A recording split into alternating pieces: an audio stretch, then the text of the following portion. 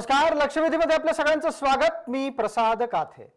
अयोध्येमध्ये भव्य श्रीरामाचं मंदिर उभारण्यासाठी पायाभरणी संपन्न झाली। पंतप्रधान नरेंद्र मोदी यांच्या हस्ते ही पायाभरणी करण्यात आली आणि या निमित्तानं तिथे भारतातल्या प्रमुख पंथांचे, हिंदू धर्मातल्या प्रमुख पंथांचे 34 प्रतिनिधी उपस्थित तर होतेच, पण त्याचबरोबर सरसंघचालक मोहन भागवत, उत्तर प्रदेशचे मुख्यमंत्री योगी आदित्यनाथ, राज्यपाल आनंदीबेन पटेल यांच्यासह इतरही मान्यवरांची उपस्थिती होती। हा सगळा सोहळा गेली अनेक वर्ष राममंदिराची आस लावून बसलेल्या अनेक रामभक्तांच्यासाठी इच्छापूर्तीच्या दिशेने टाकलेलं पहिलं पाऊल आहे। राममंदिर अयोध्येत व्हावं, ते भव्य असावं आणि ते देशाला नव्हे तर जगाला दिशादर्शन करावं, यासाठी अनेक वर्ष स्वप्न पाहिली गेली।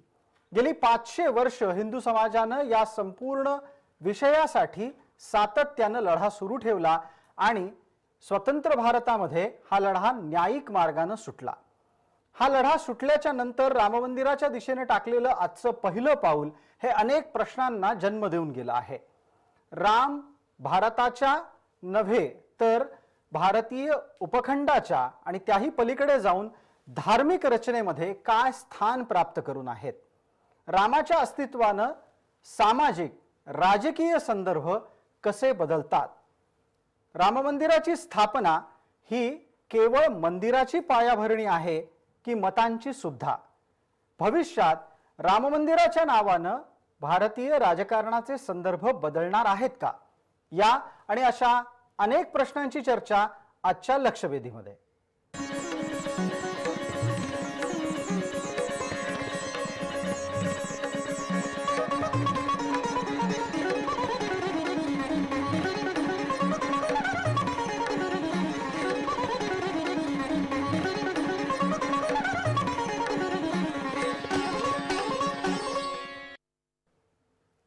आजच्या या चर्चेमध्ये आपल्याबरोबर सहभागी होणारे मान्यवर कोण आहेत त्यांचा परिचय मी आपल्याला करून देतो। आपल्या सोबत आहेत राजकीय विश्लेषक ठाकूर संजय सिंग, त्याचबरोबर माझ्यासोबत स्टुडिओमध्ये आहेत काँग्रेसचे प्रवक्ता अरुण सावंत, तसंच आपल्याबरोबर फोनवरून उपलब्ध आहेत हिंदू धर्माचे अभ्यासक सच्चिदानंद शेवडे आणि भारतीय जनता पार्टीचे प्रवक्ता मधु चव्हाण। सर्व मान्यवरांचं आपण चर्चेमध्ये स्वागत करूया। पहिला मुद्दा हा धार्मिक अंगाने जाणार आहे, त्याच्यामुळे स्वाभाविकरित्या पहिला प्रश्न थेट सच्चिदानंद शेवडे यांना आहे। शेवडे साहेब, रामाचं स्थान हिंदू धर्मातलं आणि भारतीय उपखंडातलं आणि त्याचबरोबर भारताच्या उपखंडाच्या आसपास असलेल्या सुद्धा अनेक गैर हिंदू देशांमधलं हे आज अधिक ठळकपणे अधोरेखित झालं का?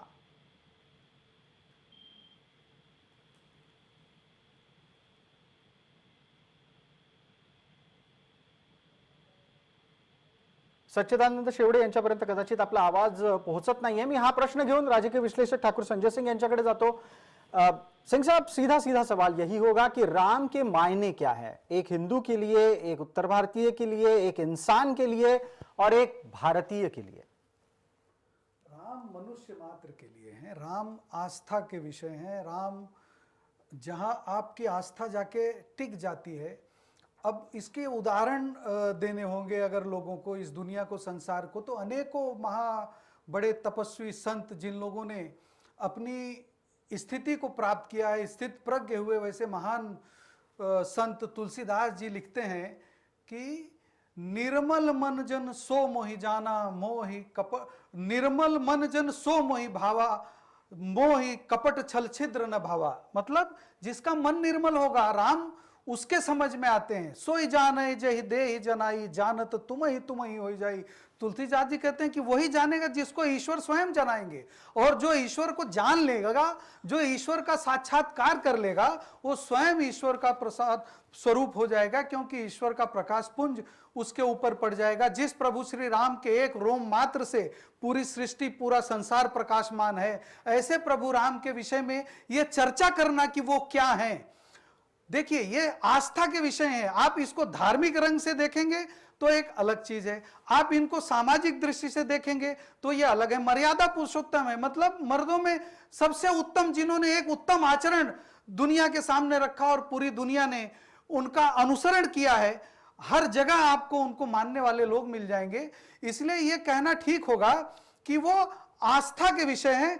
आस्था का और विश्वास का विषय जहां हो वहां पे डिबेट नहीं होनी चाहिए। आस्था का विषय हो तो डिबेट नाही होनी चाहिए. प्रत्येकाची स्वतःची आस्था निश्चित असते आणि त्याच्यावर वाद होऊ नयेत ही अपेक्षा आहे.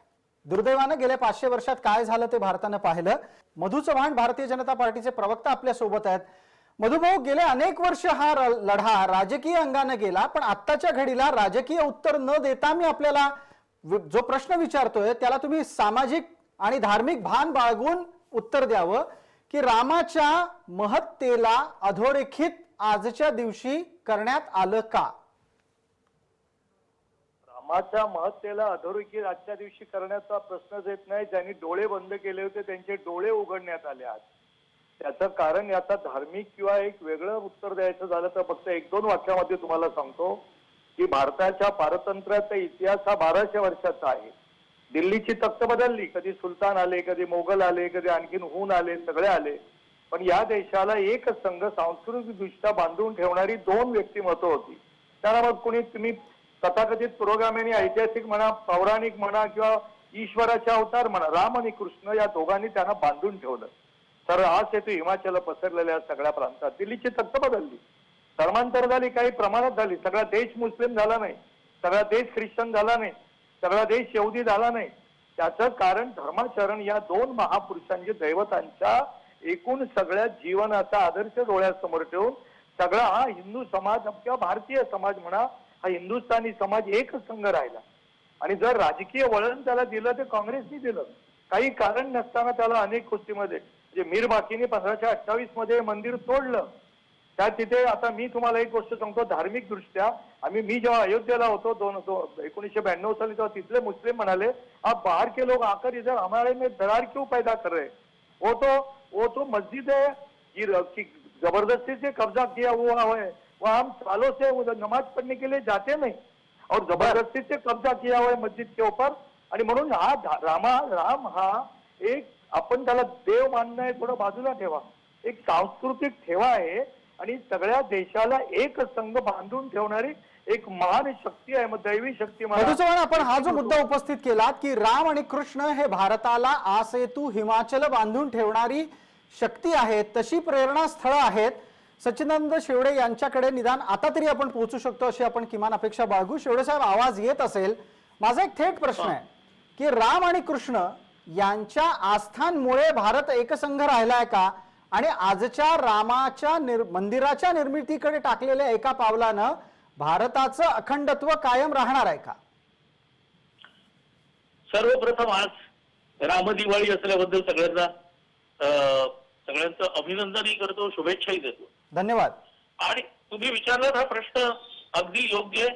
त्याचं उत्तर हेच आहे की खरोखरच राम आणि कृष्ण आसेतू हिमाचल संपूर्ण भारताला बांधून ठेवणाऱ्या या व्यक्तिरेखा समजा नसत्या तर वेगवेगळ्या भाषांमध्ये त्यांची चरित्र का निर्माण झाली असती हो?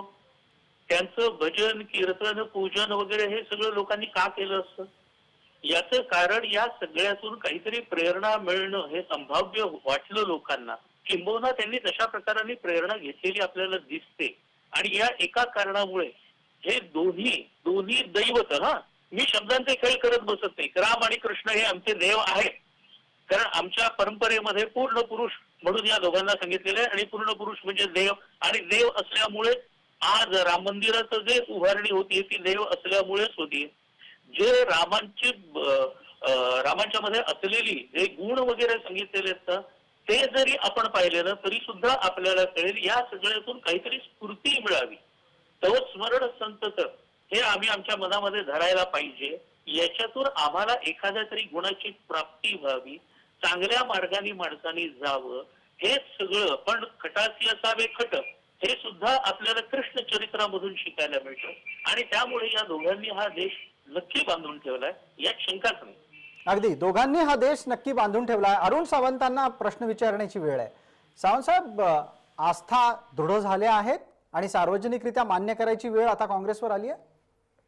हे पहा, ही गोष्ट आता आज फक्त पायाभरणी यांनी जी काही केली नरेंद्र मोदीजी यांनी, परंतु ही गोष्ट स्वर्गीय राजीव गांधी यांनी 1989 सालीच केली होती. पहिला शिलान्यास जर आपण पाहाल तर तो 1989 साली झाला होता आणि आज दुसरा पुन्हा एकदा शिलान्यास नरेंद्र मोदीजी यांच्या हस्ते झालेला आहे.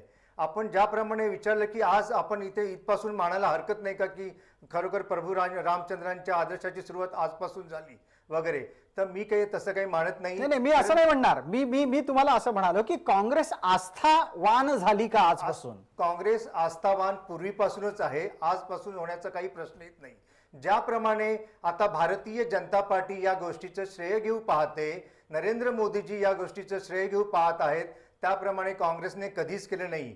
स्वर्गीय राजीव गांधी यांनी 1989 सालीच राम मंदिर जे पूर्वीचं जुनं होतं जिथे मूर्ती ठेवल्या होत्या त्यांनी टाळं तोडण्याचं काम स्वर्गीय राजीव गांधी यांनी केलं होतं. नाही मग तेव्हा पुढे ते मंदिर सिद्ध झालं होतं का की नाही? काँग्रेसची जर त्याच वेळेला राम मंदिराच्या साठी पाऊल टाकलं होतं तर एव्हाना राम मंदिर तुमच्याच कार्यकाळात होऊन जायला हवं होतं.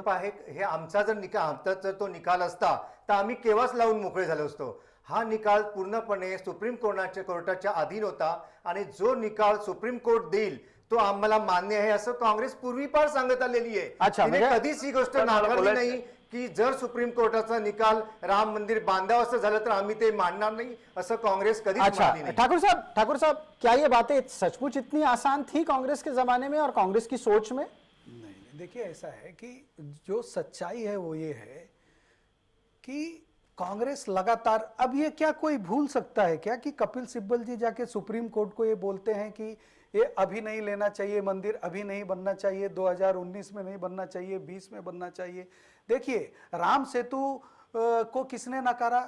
ये एक अलग बात है कि कोई एक लड़ाई थी, एक आस्था के विषय में इस देश के लोग लड़ रहे थे और ये बात की खुशी इस देश के हर नागरिक को होना चाहिए कि प्रभु श्री राम आज जो शुरुआत हुई है इस बात को कांग्रेस को भी मान लेना चाहिए. अरुण जी कह रहे हैं हमारे मित्र हैं, लेकिन मैं कल देख रहा था प्रियंका गांधी जी अब वो कह रही हैं, अरे भाई आज आप कह रहे हो यही तो इस देश के लोगों का स्वप्न था, देश यही चाहता था कि कांग्रेस ने एक समय ऐसा आया जब इस देश में ऐसा माहौल कर दिया जैसे कि इस देश में मुस्लिम समुदाय के अलावा दूसरा कोई रहा नहीं. ये कांग्रेस ने गलती की, इसीलिए जो दूसरे सोच के विचारधारा के और दूसरे रिलीजन के लोग थे उनके मन में ये बात घर कर गई कि ये हमको रोकने का प्रयास किया जा रहा है. इस देश में क्या जरूरत है कि इस देश का प्रधानमंत्री ये कहे कि इस देश की सारी संपदा पे पहला हक इस देश के माइनॉरिटीज का है?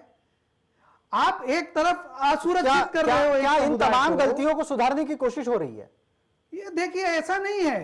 नरेंद्र मोदी जी को इस बात का श्रेय तो मिलेगा ही क्योंकि देश की जनता और दुनिया उनको दे रही है. अब कांग्रेस ये श्रेय नरेंद्र मोदी जी को न चले जाए और कांग्रेस उस श्रेय को अपनी तरफ भटकाने के सांसद तुम्ही मराठीत बोला. राम नाही, मंदिर मराठीत जे आता नाही, मी सुद्धा. बनतंय, ऐका, एक मिनिट मी सांगतो याच्यामुळे तुम्हाला. नरेंद्र मोदींना अरुणजी, श्रेय घेण्याचा प्रश्नच अरुणजी, येत नाही. अरुणजी. नरेंद्र मोदींनी राम मंदिर बनावं याच्याकरता काय असं कार्य केलंय ते आपण मला सांगावं. देश जाणतोय की नरेंद्र मोदींपेक्षा जर तो श्रेय द्यायचं झालं तर आम्ही आडवाणी यांना देऊ, सिंघलजी यांना देऊ. अच्छा, म्हणजे खरं तुम्ही श्रेय देणार, द्यायचं तुम्ही देणार. का? पंतप्रधान खरं श्रेय नरेंद्र- जे आहे ते राजीव गांधी आणि नरसिंहराव यांना दिलं गेलं पाहिजे. पण तरी सुद्धा आज राम मंदिर झालंय ही चांगली गोष्ट आहे, आम्ही ते मान्य करतो आणि आम्ही याचा विरोध कधीही केला नाही. कारण काँग्रेस पक्ष हा काही फक्त तुम्ही म्हणता त्याप्रमाणे मुस्लिमांचा नाहीये. ठीक या आहे. पण देशामध्ये ठाकूर साहेब, सर्व जाती काँग्रेसने- धर्माचे लोक या काँग्रेस पक्षामध्ये एक आहेत. मिनिट, एक मिनिट. सावंत साहेब थांबा. ठाकूर साहेब, काँग्रेसनी श्रेय द्यावं अशी वेळ आली आहे?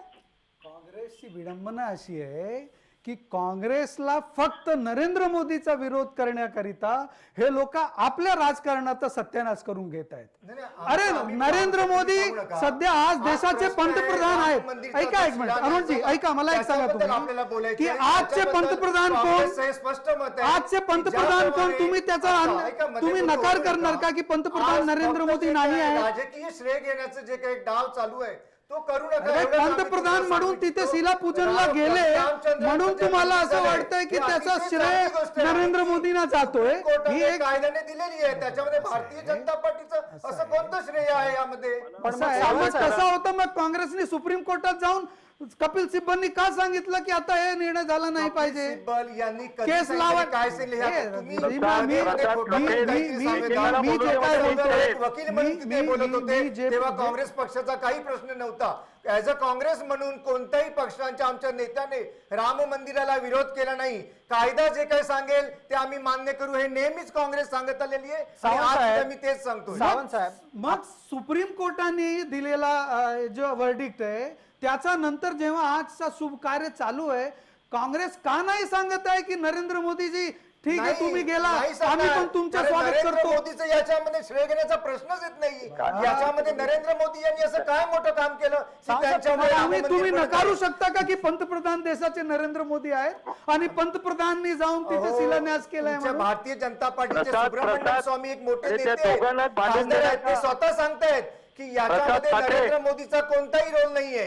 राम मंदिर जर बनत असेल तर त्याचं पूर्ण श्रेय हे राजीव गांधी प्रसादजी, यांना दिलं पाहिजे. सुब्रमण्यम स्वामी हे पण म्हणतात, नरसिंहराव यांनी दिलं सुब्रमण्यम पाहिजे. स्वामींचा आरोप याच्यामध्ये आहे काँग्रेस पंतप्रधानांचा कुठला परिणाम आहे असं? सुब्रमण्यम स्वामीला जर का तुम्ही मानत असेल, मग सुब्रमण्यम स्वामींचा बराच आरोप आहे काँग्रेस पक्षाच्या नेत्यांविरुद्ध. तो सोडा आता असं आता- कसं सुब्रमण्यम नाही, नाही, नाही, स्वामी अरुण सावंत, सांगा. अरुण त्याला सावंत, पण तुम्हाला माफ जर करणार का तुम्ही? तुम्हाला जर सुब्रमण्यम स्वामींचंच उदाहरण द्यायचं असेल तर सुब्रमण्यम स्वामींनी 50 गोष्टी गांधी घराण्याबद्दल बोलल्या आहेत. हो, हो, त्या हो. तुम्ही स्वीकारणार आहात का? आज आपल्याला बरं, दुसरा एक मुद्दा तुम्ही त्या अगदी- गोष्टींचं सुद्धा मी उत्तर देऊ तुम्ही- शकतो. तुम्ही परंतु मगाशी- आज मला फक्त राम जन्मभूमीचा जो शिलान्यास मंदिरचा झालाय त्याच्याबद्दल मी ठीक आहे, बोलण्याकरता मान्य मान्य मान्य अरुण सावंत, आपल्याला उत्तर मधु चव्हाणांनाही द्यायचंय, सच्चिदानंद शेवडेंनाही बोलायचंय, पण एक प्रश्न आहे.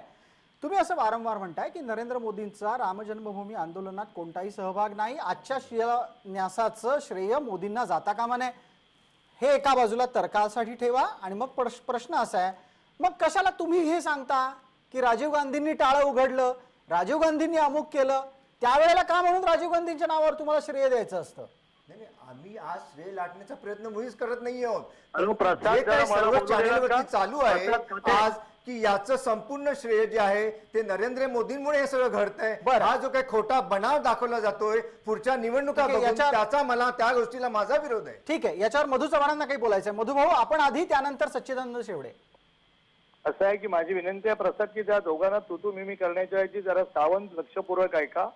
तुमच्याबद्दल पूर्ण आदर ठेवून सांगतो की तुम्ही तुमचं अज्ञान व्यक्त करीत आहात. शहाबानू केसमध्ये घटना दुरुस्ती करून महिलाच्या 14व्या शतकात ढकलणारा निर्णय सुप्रीम कोर्टाने जो चांगला दिला होता, तिला पुन्हा 14व्या शतकात ढकलणारा निर्णय दिला आणि त्याच्यामध्ये त्यांनी त्या ठिकाणी फार मोठी चूक केली आणि मग हिंदूंनी नाराज होऊ नये म्हणून तो त्या ठिकाणी राम जन्मभूमीचा त्या ठिकाणी जरा ऐकावं, तुम्ही जरा ऐकायला शिका ना. हो, सावंत, तुम्ही ऐकायला शिका ना, तर त्याचे भाग घेऊ नका, पूर्ण ऐका ना. अरे अरे तुम्ही ऐका सावंत. हो, सावंत, तुम्ही ऐका. गांधी घराण्याचे तुमच्याकडे करण्यापलीकडे काय सावंत, केलंय त्यांचा संदर्भ ऐकून घेऊया. तुमचं आता पूर्ण ऐकून येत ना. मधुभाऊ जरा बोला. ऐकायला शिका. प्रवक्त्यांनी पूर्ण ऐकलं पाहिजे सावंत. तुम्ही बोलताना मी बोललो का मध्ये? परंतु प्रवक्त्याने चुकीचं अरे तुम्ही बोलणं ऐका, ऐकून तुम्ही घेऊ गांधी नये. घराण्याचे गुलाम आहात. अरुण सावंत, पाणी शहाबानू भरणारे खटल्याच्या पाणीच्या नंतरच घराण्यात. राम मंदिराच्या वाटोळं झालं दिशेनं तुमच्या पावलं पक्षाचं टाकली, हा तरी इतिहास तुम्ही आहे. जरा ऐका ना तुम्ही सावंत. माझं चुकीचं असेल तर नंतर बोला. तुम्ही माझं चुकीचं असेल तर तुम्ही वाटेल ते बोला नंतर. मी शांतपणे ऐकेन. मूळ मुद्दा असा आहे की श्रीमती सोनिया गांधींनी आता राम सेतू बद्दल सांगितलं होतं की ते अस्तित्वात नाही. तसं राम ही काल्पनिक व्यक्ती होती, काल्पनिक इतिहास होता, हे आपल्या इटालीतून येऊन काँग्रेसचा ताबा घेतलेल्या सोनिया गांधींनी म्हटलेलं आहे. नंबर 1. नंबर 2, नरेंद्र मोदींनी काय केलं हा विषयच नाही. नरेंद्र मोदी ज्या विचारधारेचं प्रतिनिधित्व करतात, हिंदू म्हणजे RSS स्कूल ऑफ थॉट, त्यांनी गेले अनेक वर्ष, विशेषतः 90 सालापासून हा राम जन्मभूमीचा प्रश्न 30 वर्ष झाला. तसा तो लढा 500 वर्षाचा लढा आहे, 500 वर्षाचा. परंतु मोठ्या प्रमाणात भारताच्या स्वातंत्र्यानंतर हा गेल्या 30-35 वर्षात त्याला एक चालना मिळाली. कधी ज्या प्रत्येक वेळेला अनेक पुरावे दिले गेले. आता तुम्ही म्हणताय नरसिंहरावांना श्रेय मिळेल, म्हणजे काय? म्हणजे काय त्याचा अर्थ? की नरसिंहरावांनी त्या ठिकाणी मी पूजा करतोय असं सांगितलं, शंकरराव चव्हाणांनी पूजा करतोय असं सांगितलं आणि पूर्ण 3 ढाचा पडेपर्यंत त्यांनी त्या ठिकाणी काही दखल घेतली नाही, म्हणून श्रेय आहे का त्यांना? हा मूळ मुद्दा काँग्रेसला श्रेयाचा विषयच नाही. हा सगळा हिंदू समाजाचा विजय आहे. ठीक आहे, हा विषय असेल तर संघ परिवाराचा विजय आहे हा. ठीक आहे. आणि त्याच्यामुळे मधुभाऊ, एकच मिनिट. तुम्ही एक मुद्दा महत्वाचा यात मांडला, तो होता रामाच्या अस्तित्वाचं काल्पनिकीकरण आणि अस्तित्वाचं स्वीकार्यता. या 2 मुद्द्यांबाबतीत सच्चिदानंद शेवडेंकडे जाऊयात. शेवडे साहेब, मुळात राम काल्पनिक आहेत त्यांना स्वीकारण्याची गरज नाही, ते इतिहास पुरुष नाहीत, अशा प्रकारची वक्तव्य करणं हे वैचारिक दिवाळखोरीचं लक्षण आहे की खरंच तसा काही अभ्यास उपलब्ध आहे आणि केवळ आदर्श नुसतं पुरुष वैचारिक- म्हणून रामाचं अस्तित्व नुसतं मान्य वैचारिक दिवाळखोरी करावं नाही. इतपत तो आहे आरक्षित राहिलेला. खरं सांगू, नुसती वैचारिक दिवाळखोरी नाही, ही जाणून बुजून खोडी काढली जाते. तुम्ही इतर कोणाच्याही आस्थांच्या बद्दल अशी चेष्टा करायला जाओ, होतं की नव्हतं अशा प्रकारचे प्रश्न उपस्थित करायला जा. काय होतंय तुमचं ते आपण बघूया. राम आणि कृष्णांच्या बद्दल कोणी उठावं, काही बोलावं. बरं, एक क्षणभर आपण जर मानलं की ते काल्पनिक होते, क्षणभर मानून चला, तर मग हे मान्य करायला पाहिजे की वाल्मिकीच्या लेखणीमध्ये एवढी जबरदस्त ताकद आहे एखाद्या लेखकाच्या की काल्पनिक रामांचा इतिहास आज जगामधल्या बहुतेक भाषांमध्ये, बहुतेक प्रमुख भाषांमध्ये अनुवादित झालेला आहे, भाषांतरित झालेला आहे. जगामध्ये अनेक ठिकाणी काल्पनिक पुरुषाची त्याचा जन्मोत्सव साजरा केला जातो. कृष्ण काल्पनिक कृष्णांचा जन्मोत्सव साजरा केला जातो. म्हणजे मग ही त्या त्या व्यक्तींच्या, ज्यांनी कोणी ही या व्यक्तिरेखा लिहिल्या त्यांच्या लेखणीची ताकद म्हणायची. नेमकं काय म्हणायचं? जाणीवपूर्वक या खोड्या काढल्या जातात आणि विचारलं जातं. हजारो वर्षांपूर्वीचा इतिहास आणि त्याला प्रमाणे जेव्हा विचारले जातात ना, तेव्हा एक गोष्ट लक्षात ठेवा, तुम्हाला काहीशे वर्षांपूर्वी ते सुद्धा पुरावे मिळत नाहीये. तेव्हा तुम्ही हजारो वर्षांपूर्वीचा पुरावा जाणीवपूर्वक काय मागता. मग मला सांगा की आस्थेला काही किंमत आहे की नाही? आपल्या देशामध्ये संपूर्ण देशभर नाही, पौर्वात्य सुद्धा अनेक देशांमध्ये जी रामायण निर्माण झालेली आहेत, ही केवळ राम काल्पनिक होते म्हणून निर्माण झाली, गंमत म्हणून निर्माण झाली, का निर्माण झाली? आणि म्हणून जे आज आता राजीव गांधीच्या बद्दल वगैरे बोललं जातं, आज मी दिवसभरात बघतो काँग्रेसला किती प्रचंड रामांच्या बद्दल एकाएकी कळवळा निर्माण झाले ते सुद्धा मी बघतोय. आणि राजीव गांधींना श्रेय कसं दिलं जावं हेही मी ऐकतोय.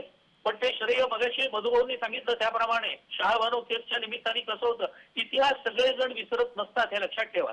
आणि इथे मला आठवण होते सावरकरांची, की सावरकर असं म्हणाले होते की जर हिंदू एकजूट होत आहेत असं दिसलं तर उद्या काँग्रेसवाले कोट्यावरून जानवं घालून फिरायला लागतील.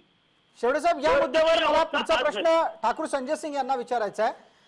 सिंग साहेब, ज्या पद्धतीनं हे सगळे संदर्भ समोर आले त्याच संदर्भाला घेऊन प्रश्न असा आहे की भारतात हिंदूंची एकसंघ वोट बँक बनते का?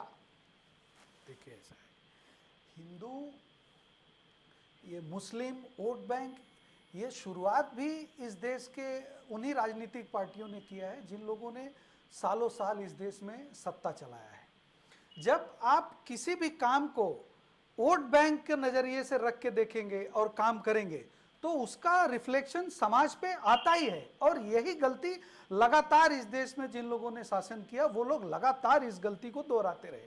और उसी समय एक ऐसा समय आया जब, जैसे कि अभी मधु भाऊ बोल रहे थे कि एक आरएसएस थॉट ऑफ स्कूल का एक स्टूडेंट जो अभी अपनी विद्या में पारंगत हो चुका था और एक इस देश के सामने एक ऐसा प्रधानमंत्री जिसको कमजोर माना जाता रहा, उनके सामने एक आरएसएस थॉट ऑफ स्कूल का एक मजबूत व्यक्तित्व आके खड़ा हुआ और ये जो गलतियां करते रहे, इनकी गलतियों को इस देश के लोगों में जो तड़पड़ थी, जो महसूस कर रहे थे, उसी बात को अपनी कह के लोगों तक पहुंच के इसी बात को देश के सामने लेके आ गए और देश के लोग उनकी इस बात से कन्विंस हो गए कि ऐसा लगातार होता जा रहा है और देश उनके साथ खड़ा हो गया।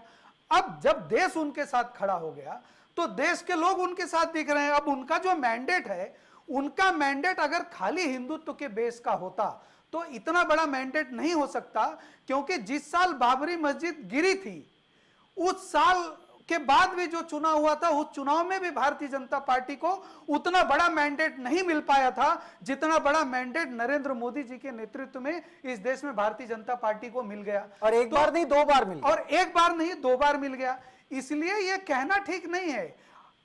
राजनीतिक पार्टियों को यह समझ लेना चाहिए कि हम गलती पे गलती पे गलती करते जा रहे हैं और हमारे सामने इतना बड़ा खिलाड़ी है जो हमारी हर गलत बॉल को बाउंड्री लाइन के बाहर मारने वाला है। सिर्फ यही फरक है। अरुण सावंत, एक थेट प्रश्न या निमित्तानं, हिंदू मनाला डिवचण्याची किंमत काँग्रेस मोजते आहे का? काँग्रेस पक्षाने कधी हिंदू मनाला डिवचलं नाही आहे, ही तुम्हा भारतीय जनता पार्टीच्या लोकांची एक खोटी समज आहे आणि त्याचे एक खोटी एक आव उठवण्याचा एक प्रयत्न असतो. मगाशी मधु चव्हाण हे म्हणाले, एक सिनियर नेते, ते म्हणाले की तुम्ही तुमचं अज्ञान दाखवता. मी आपणास एक गोष्ट सांगू इच्छितो मधु चव्हाणजी, की ज्याप्रमाणे मी म्हणालो की राजीव गांधी आणि नरसिंहराव यांना सुद्धा हे श्रेय गेलं पाहिजे होतं, परंतु भारतीय जनता पार्टीकडे एवढं मोठं नाही की ते यांना मोठेपणा देतील.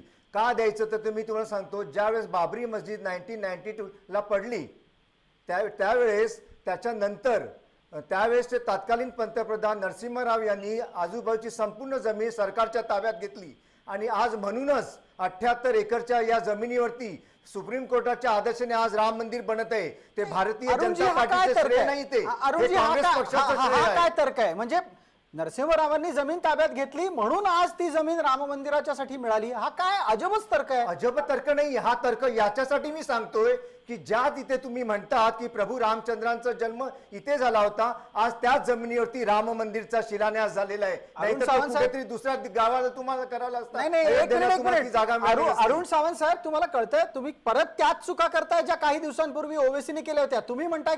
तुम्ही म्हणताय रामाचा जन्म तिथे झाला, तुम्ही म्हणताय म्हणजे काय? अरुण सावंत या व्यक्तीला झालं, वाटत आम्ही नाही का? म्हणतात ना, आम्ही मग सुद्धा म्हणतो, अरुण आम्ही सावंत यांना नकार का दिला. वाटत नाही की रामाचा जन्म अयोध्येत आम्ही झाला? नकार कधी दिला? मग आम्ही तुम्ही म्हणताय हा काय उल्लेख आहे? तुम्ही म्हणता याकरता मी म्हणतोय की आणि आपण एक फक्त सांगू का? जे म्हणता की काँग्रेसला श्रेय का द्यावं, तर काँग्रेसला श्रेय याकरता द्यावं, काँग्रेसचा जो तो विचार होता की आज ही जमीन जर सरकारच्या ताब्यात असेल तर भविष्यात जेव्हा सुप्रीम कोर्टाचा निकाल लागेल तेव्हा या जमिनीवरती एक सुंदर वास्तू उभी करता येईल. बरं, असं काँग्रेसच्या मनात होतं असं म्हणायचंय? हो, नक्कीच ना. बरं, ठीक आहे. आपण पटकन एक प्रश्न घेतोय मधु चव्हाण यांच्यासाठी. मधुभाऊ, काँग्रेसने जमीन अधिग्रहित केली म्हणून आज तुम्हाला राम मंदिर बांधायला जमीन मिळतीये असा तर्क आलाय समोर. पण काय आता मी त्यांना अज्ञानी पण बोलत नाहीत, ते काँग्रेसचे प्रवक्ते आहेत, त्यांना मी काय अवमानित करू इच्छित नाही. त्यांचा मान त्यांना मिळाला पाहिजे, त्यांचं सगळं अज्ञान आहे. हो, नाही, आपण नाकारता का मग मधुजी? त्यांना ऐकून घ्या. सावंत कोर्टाचा आदेश आला त्या काळामध्ये की तुम्ही त्या ठिकाणी या जमीन पहिल्यांदा विवादास्पद जमीन जी आहे ती गव्हर्नमेंटने ताब्यात घ्यावी, ताब्यात घेऊन ठेवावी. म्हणजे ज्याला आपण म्हणतो ना स्टे वगैरे असतो एखाद्या गोष्टीला, ना यांची ना त्यांची. आणि मग तीच पासून जो स्टे होता तो परवा मग सगळे पुरावे दिल्यानंतर निर्णय झाला. त्यावेळेला काँग्रेस एवढी जर असती तर काँग्रेसनी ते जे न्यास होतं ना, न्यास त्यांच्या ताब्यामध्ये ती जमीन त्या ठिकाणी आपल्या ताब्यात घेऊन त्यांना का नाही दिली? आणि मधुभाऊ एक आणखीन संदर्भ देतो. का नाही अरुणजी, दिले एकच त्यांना मिनिट. ताब्यात? मधुभाऊ एक संदर्भ आणखीन देतो. जमीन अधिग्रहणाचं कार्य करणारा मुख्यमंत्री कल्याण सिंग होता, हे आणि विसरता कामा त्यावेळेला नये. मग काँग्रेसच्या राज्य मनामध्ये सरकारनं ती होतं तर अधिग्रहित केली होती राम- जमीन. ती त्यावेळेस जमीनचे जास्त तत्कालीन न्यास आहे, त्या पंतप्रधान न्यासाच्या नरसिंहराव विरोधात यांनी ती जमीन ती 78 एकरची सुरुवातीला झाली ती काँग्रेसच्या काळात झाली. ठीक आहे. आपण भारतीय अरे जनता बोलताय पार्टीचे बघ. प्रवक्ते ते आपण कधी मान्य करणार नाही हे मला माहित आहे. ठीक बरं, आहे. ठीक आहे. ठाकूरजी, ठाकूर संजय सिंग यांना एक पटकन प्रश्न विचारतो. ठाकूर संजय सिंगजी, जमिनीच्या संदर्भातला अधिग्रहणाचा मुद्दा काढून पुढे किती दिवस आणि काय काँग्रेसला हासिल होणार आहे? रामाच्या मंदिरातलं श्रेय हे इतकं मोठं आहे का की ते प्रत्येक राजकीय पक्षाला थोडं तरी आपल्याकडे असावं असं वाटतं? रामाच्या मंदिराचा श्रेय खूप म्हणजे खूपच मोठा आहे. पण जमीन अधिग्रहण पंतप्रधानांनी केली नव्हती, ते स्टॅटस्को कोर्टने दिला होता. आणि आता ही सुप्रीम कोर्टाने दिलेली जे वर्डिक तो बीजेपीचा एक स्टँड क्लिअर कट होतो की आम्ही कोर्टाचा वर्डिक जोपर्यंत येत नाही आम्ही वेट करणार वर्डिक येईपर्यंत. आणि आम्हाला असं खात्री आहे की आमची जागा आम्हाला मिळेल. भारतीय जनता पक्षाने कधी असं बोललं नव्हतं की आमचा कोर्टावर विश्वास नाही आहे, किंवा ते नेहमी सतत बोलायचं असतं की कोर्टाचा निकाल आहे नंतर. आता कोर्टाचा निकाल आलाय, ते लोक संघर्षरत होते, त्यांचे लोक कारसेवक म्हणून जाऊन तिथे आंदोलन करत होते, त्यांचे लोक महाराष्ट्राचे कोतारी बंधू तिथे हुतात्मा झाले, त्यांचा जीव गेला, त्यांनी बलिदान केलाय. तो ज्याचा बलिदान असेल श्रेय तर त्यालाच मिळेल. जे लोक मारणारे होते त्यांना श्रेय कधीच मिळणार नाही, हे काँग्रेसला समजून घ्यायला पाहिजे. मारणाऱ्यानं कधी मिळणार नाही श्रेय. श्रेय मिळेल त्याला ज्यांनी जीव दिलाय, ज्यांनी आंदोलन केलंय, जो त्याच्यासाठी लढा देत होते त्यांनाही मिळणार आहे याचा श्रेय. दुसऱ्या कोणालाही मिळणार नाही, हे समजून घ्यायला पाहिजे काँग्रेस. ज्यांनी मारलं त्यांना श्रेय मिळणार नाही, जे लढले त्यांना त्याचं श्रेय मिळेल. या मुद्द्यावर एक छोटी जाहिरातीची विश्रांती, लवकरच परत येतोय. पुढच्या मुद्द्यात अर्थात लक्षवेधीच्या पुढच्या भागातली चर्चा ही राम मंदिर हे समरसतेचं समतेचं सगळ्यांना सोबत घेऊन जाणारं मंदिर असेल का या संदर्भातली सुद्धा.